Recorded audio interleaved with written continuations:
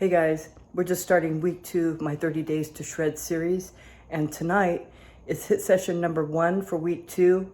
As you may recall in a previous video, I am doing 2 HIIT sessions a week, and I'm doing 5 lifting sessions a week, so I'm not technically taking any days off. But anyway, my HIIT training program basically builds on itself in different ways. It's either by changing the intensity of the interval or changing the length of the HIIT.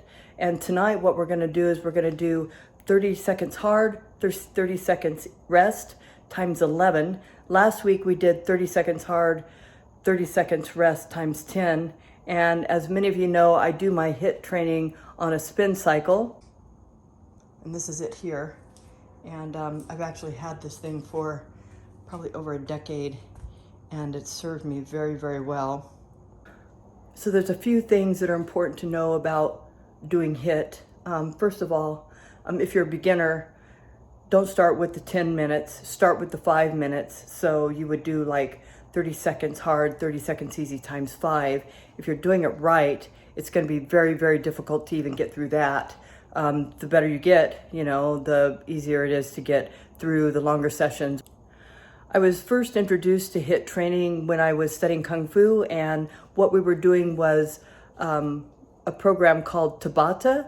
Basically what Tabata is you do, basically what we would do is like burpees, and we would do 20 seconds hard, 10 seconds rest, and then we would increase the interval every week. So maybe the first week we did 7, then the next week we'd do 8, 9, 10, and so on until we built our endurance, and it really kicked my ass, let me tell you. Anyway, I was addicted, and so what I did is I started incorporating HIIT into my bodybuilding training, and I designed my own program. It's a 20-week program, and it basically builds on itself. So for the first 5 weeks, we're basically increasing the interval length. So last week we did 10, this week we do 11, and so on. And then after week 5, then it changes with the intensity of the interval to rest ratio. So anyway, you really do want to start probably with 5 intervals in the beginning and then build on that. But if you feel ambitious and you want to start with 10, go for it if you're more advanced or you've done HIIT before. But a couple of the things you want to know about HIIT is you don't want to go into these sessions with low energy or feeling weak, especially if you're cutting weight. You want to be sure that you're eating properly and you're drinking plenty of fluids, because these sessions are very intense. And, if you are not properly prepared for these sessions, you could end up either sick or injured. You don't want that, right? Another pointer is, because HIIT typically involves the leg muscles, you don't want to do a leg session like the day before a HIIT training session. You want to space them out, because you do need a day or 2 of recovery from HIIT in order to, be able to make it, through the week and, not feel like you need a day off or you're not being able to, make it through your training properly. So anyway, let's do this.